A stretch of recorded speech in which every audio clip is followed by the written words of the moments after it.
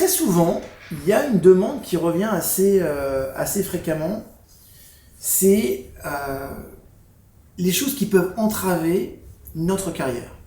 Ce que je veux dire par là, c'est que parfois on se lance dans une carrière, on a des freins et souvent on me demande David, qu'est-ce qui pourrait m'empêcher de réussir? Et en fait, je vais partager avec vous aujourd'hui 5 peurs qui entravent le développement de votre carrière. Ok? Et vous allez voir que souvent, c'est pas un manque de connexion ou de capacité ou de paresse d'ailleurs qui nous empêche de gravir les échelons de notre carrière. Ça veut dire qu'on a juste des peurs, tout simplement. On a juste très peur. Okay? Et vous allez voir que c'est la peur qui nous fait chercher toutes sortes d'excuses pour dire non à un nouveau poste, à un nouveau projet. Et la bonne nouvelle, c'est que ça peut être résolu. D'abord en prenant conscience et ensuite en allant dans la direction de cette peur. C'est-à-dire que avant de combattre votre peur, okay, c'est important de vous l'admettre, d'accord? Et vous dire, oui, j'ai peur. Sachez d'abord que d'avoir peur, c'est absolument normal, et j'ai presque envie de dire, c'est même nécessaire. Parce que la peur nous protège quelque part d'un éventuel danger. Donc que ce soit réel ou imaginaire, il n'y a aucune différence pour notre psyché. Donc par voie de conséquence, en reconnaissant l'existence de la peur, il devient du coup plus facile et important, et plus facile de la regarder dans les yeux. D'accord? Alors, on peut se poser une question, c'est pourquoi j'ai peur. Okay? Peut-être que parce que j'ai déjà eu une mauvaise expérience et j'ai peur que ça se reproduise. Okay? Ça peut être aussi de se poser des questions comme quelle est la pire chose qui peut arriver dans ce cas ou dans ce poste. Okay? Donc, c'est important de se poser des questions lorsque vous êtes confronté à quelque chose qui vous fait peur. Et très probablement, vous allez voir que vous vous rendrez compte qu'en fait, beaucoup de choses ont simplement été imaginées par vous-même. Ok? Alors, posons-nous cette question. Qu'est-ce qui peut nous faire peur exactement? Eh bien,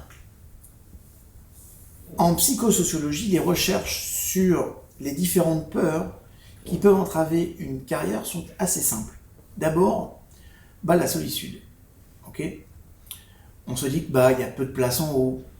Ça veut dire que, alors que vous êtes un simple employé, vous pouvez parler, participer, faire des gossips, ok? On peut parler sur notre patron, sur nos collègues, on peut discuter de l'actualité avec eux au déjeuner, et on va partager ce qui nous est intime. Mais dès que nous montons en échelon hiérarchique, ok? Eh bien, quelque part, les amis d'hier deviennent nos subordonnés. Okay? Et en fait, perdre son groupe et rester seul, pour beaucoup de personnes, c'est extrêmement effrayant. En fait, quelque part, il y a une peur de la mort derrière ça. La peur la plus profonde de toutes. Mais une promotion n'implique pas toujours une solitude. Ça veut dire que c'est une excellente occasion de changer pour le mieux. Non seulement votre vie, mais aussi d'aider ceux qui vous sont chers. Ok? Vous n'êtes pas le patron que tout le monde déteste.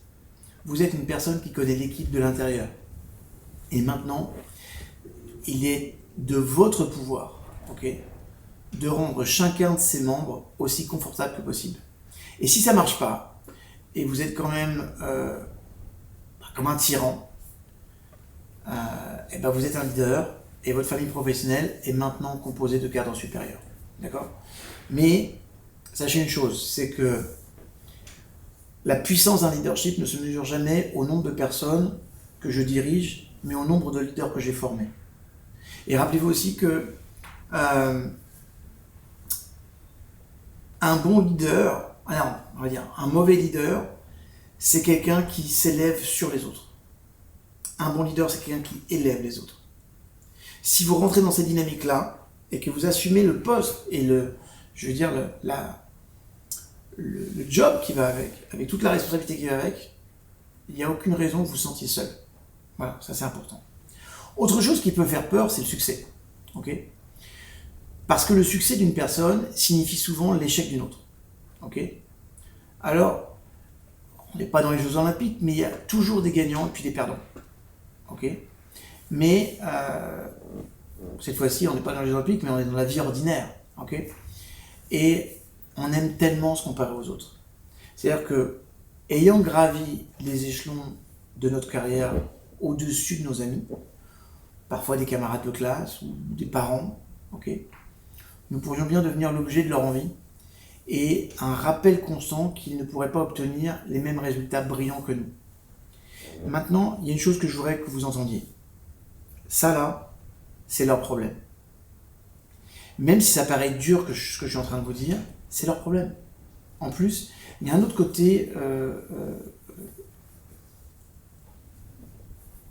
au succès, un côté positif. C'est-à-dire que votre partenaire, vos amis d'enfance, vont pouvoir être inspirés par votre décollage.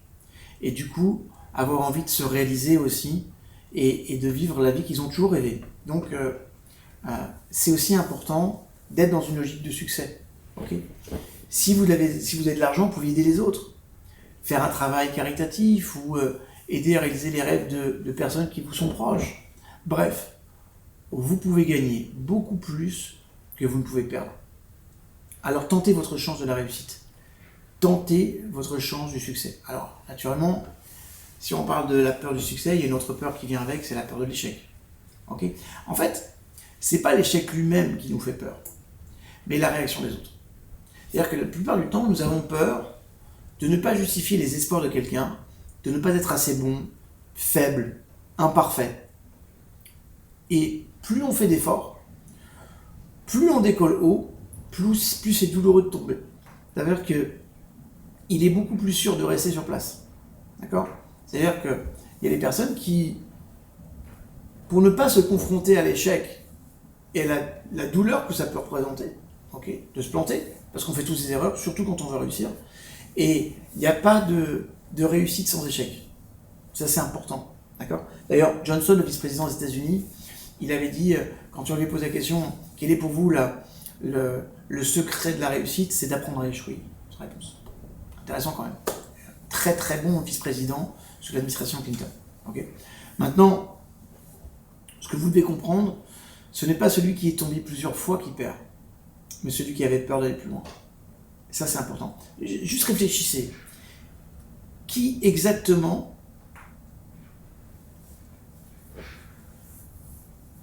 Comment je vais poser cette question ? De quoi exactement avez-vous peur ? Qui vous avez peur de décevoir ? Voilà. Qui avez-vous peur de décevoir et pourquoi ? Parce qu'il est fort possible qu'une image d'un des parents apparaisse dans votre tête. En clair, ça veut dire qu'au cours de votre enfance, vous avez appris que pour que votre mère vous aime, vous deviez être bon. Amener à l'école, être obéissant, ne pas se disputer avec vos aînés, bref, être parfait. Mais vous ne saviez pas que tout cela n'a rien à voir avec l'amour. Donc, aujourd'hui, vous êtes adulte, réfléchissez par vous-même. Est-il possible que si votre partenaire casse accidentellement la tasse que vous aimez tant, est-ce que vous allez arrêter de l'aimer ? Et si c'était votre enfant ? Et au fait, réfléchissez. Les relations avec les collègues sont-elles de l'amour ou bien que du travail ? Je vous laisse réfléchir à ça. Une autre peur qui apparaît assez fréquemment, ce sont les changements. Tout changement de carrière, même positif, c'est stressant. Et pour l'éviter, parfois on abandonne de belles opportunités. Okay ? Et cette angoisse, elle est tout à fait compréhensible. Parce qu'en fait, on vit une nouvelle étape dans la sphère professionnelle, qui signifie souvent une responsabilité plus élevée. Et il peut y avoir plus de travail. Alors, pourquoi changer quelque chose quand on peut rester tranquillement là où tout est stable ? Maintenant, comprenez une chose, c'est que la stabilité, c'est un mythe. Si vous êtes employé, embauché, même très précieux, vous pouvez être licencié à tout moment. Je crois que le Corona nous l'a prouvé.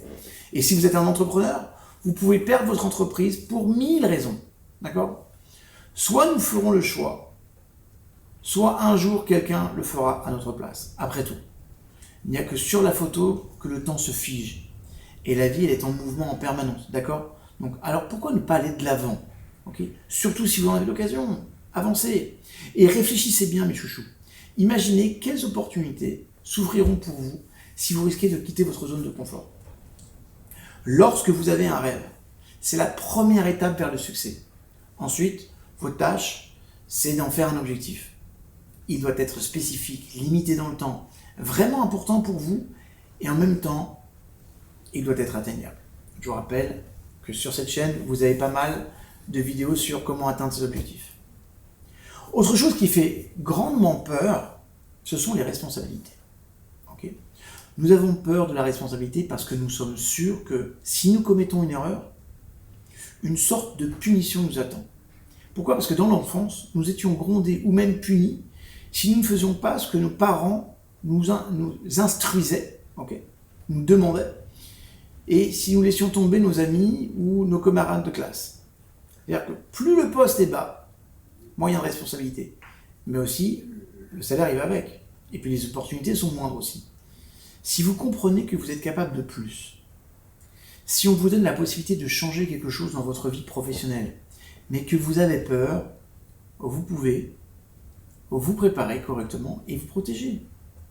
C'est-à-dire, éviter les sauts de carrière brusques, maîtriser de nouveaux domaines progressivement. Comme ça, en fait, la probabilité de faire une erreur sera beaucoup plus faible. Ce que je veux dire par là, c'est que même si vous sentez que vous ne pouvez pas faire face, vous respirez profondément et vous demandez, et alors? Ok? Comment ça me menace ça, concrètement?